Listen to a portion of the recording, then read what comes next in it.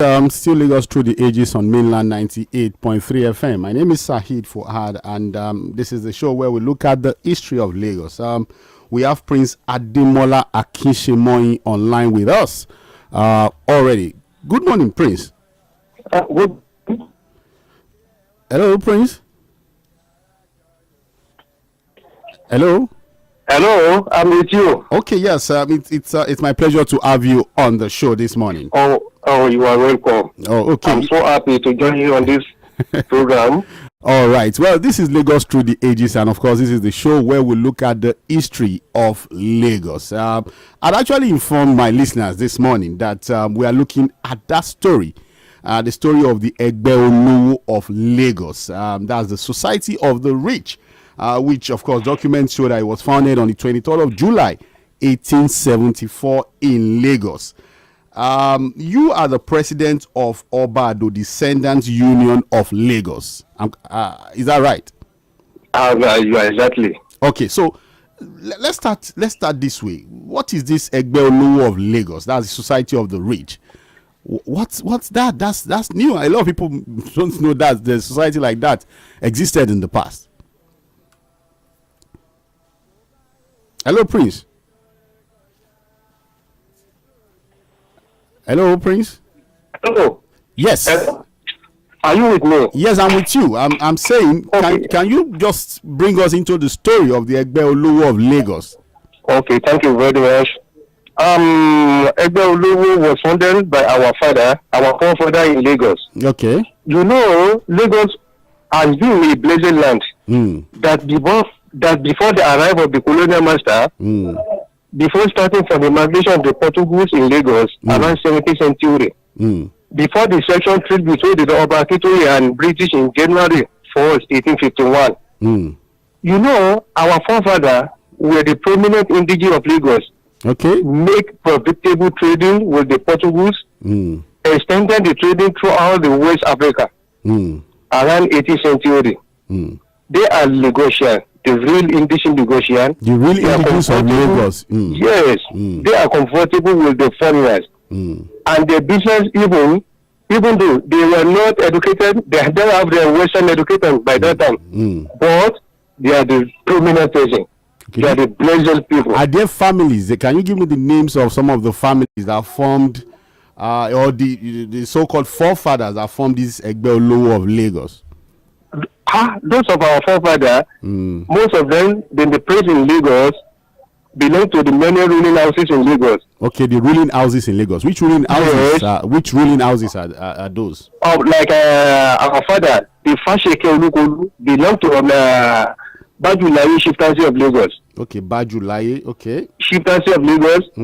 Our father, Odufo Osolunge, belong to the Asajo royal family in Lagos. Okay. And so many of them, like Ali Balogo. Ali Balogo was belong to the royal families, chieftaincy family, like four in different ways. They bring themselves to form the 18th century. In the 18th century, that is 1870. 1870. Even if you are looking about the information data about Ali Balogo in Nigerian Daily Times on July 14, 1933, in the publication was written about Egbe Olowo, which was founded in 1870. It was stated that Ali Balogo was the wealthiest in Africa. At that time, he was the wealthiest in Africa. Okay. Yes, because it belonged to Egbe Olowo. In that publication, they stated Egbe Olowo members were the richest and the owners of the most landed and property in Lagos by that time. Okay, so is the society still existing? If it's not existing again, are there family members who still meet, who still because of course I got this particular that we know as Aleoloko. The society gradually came down.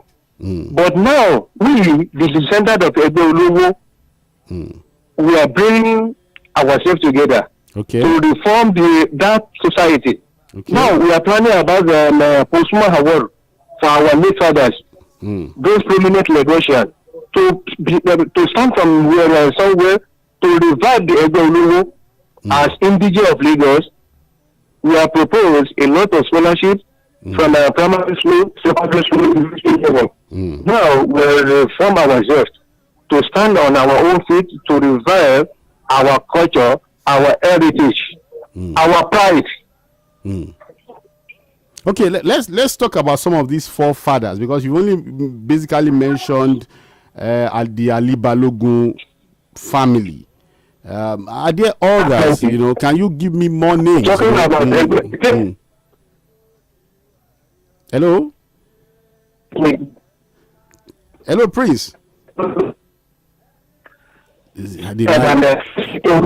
Oh, I think the line is acting up. Can you please, Prince, if you are listening to me, can you please just shift your position a bit? Okay. Because the line is breaking. If you can shift your position a bit. What of now? I think it's better now. Yeah, it's better now. Okay. We have our fathers. Fasheke Olukolu of Idunagbo. Okay. Osholunge of Italaje. Okay. When we're talking about Italaje, that is the place we know Agara. Okay, what is known as Agara. Okay. Yes. Osholunge. Prince Teslim Osholunge Utufua Osholunge. Okay. Chief Fasheke Olukolu was the first president of Egbe Olowo. Okay. And that was in what year? And in 1872. Okay, in 1872. 1872. Okay. The president was always at an Ojuoto. Ojuoto in Lagos Island. The Ojuoto is around Okepoko. Okay. Okepoko. Some like Akeole of Idumota, Abaru Okoya, and many. Okay, Abaru Okoya. Junodu Kabiaro. And so many others. The Abaru Okoya resonates with me. I said the Abaru Okoya. Hello, can you hear me, sir? Hello? Wow. Hello? I think we would have to call him again, because the line is really, really acting up. Well, anyways, I'm sure we've been able to pick up a few things from what he has said so far. I think the best would be to bring him to the studio, but we'll try and see whether we can actually connect to him again. Again, the reason for doing this is the history of Lagos. We need to tell the story of Lagos, and so that we can all get ourselves educated on some of these things. We'll try and see whether we can connect back to him. But what I've picked is that there used to be this community of people, who are indigents, who formed this group. Wealthy at that time, reported as some of the wealthiest even in the whole of Africa or West Africa at that time. They formed that group. And but over the years, things have changed. Lagos have expanded. It's become bigger, and but there are efforts to bring back that society again, just to give the story out, bring back the history of this particular family. So I think, and I can actually easily just speak on that. We're still trying to reach Prince and reach in Lagos. He is the president of Obado, Descendant Union of Lagos. So when we are able to get back to him, of course, we'll put him online again and continue this particular. Okay. Yes. I don't know. The line is not too good, but let's see whether we can just on the Fasheke Olukolu. You mentioned Abaru Oko. Jinodu Ayodele. Okay. Thomas Kiyomi. What exactly are you now doing to revive this society, and what's this? Well, we are talking about our forefather. I don't know what I can use to qualify. Hello? Yes, we are still getting more from what they did. Yes, I'm with. Of 1892 to, you will see where the British colonial made foreign of Lagos. Well, Prince, what I know you have a lot of documents in front of you there. Exactly. Pointing to different things that I think historians, people who are history enthusiasts will. You see a lot. In the university of Ibadan, university of the a lot of information about Olowo genuinely concrete evidence. You will see a lot. Okay, for because this one here, I'm so happy. I'm so happy that our forefathers to remember them with a good character. Okay, let's just leave this discussion. Thank you so much, Prince. Particular society. Oh. So let's just keep the discussion as it is. Thank you so much, Prince Ademola Akishimoyi, the President Obado Descendant Union of Lagos, for joining us on the show.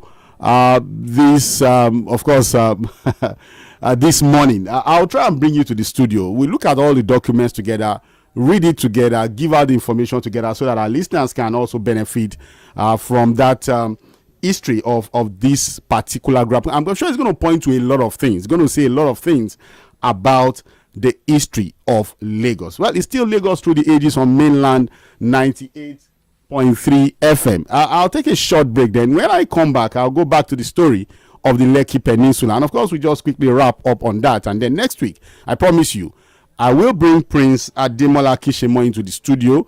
He has showed me a lot of documents. It's so much that one show cannot even exhaust it. So we look at the documents together, look at some of the publications he's talking about, what those publications said about this particular group, their impact on the economic progress of Lagos, and then the effort that is being made to revive that particular history. He just mentioned that if you go to the University of Ibadan, University of Ife, you will get a lot of documents talking about these particular group. So we'll take a short break, and then when we come back, I'll just quickly wrap up on of course the history of the Lekki Peninsula in Lagos. I'll be right back.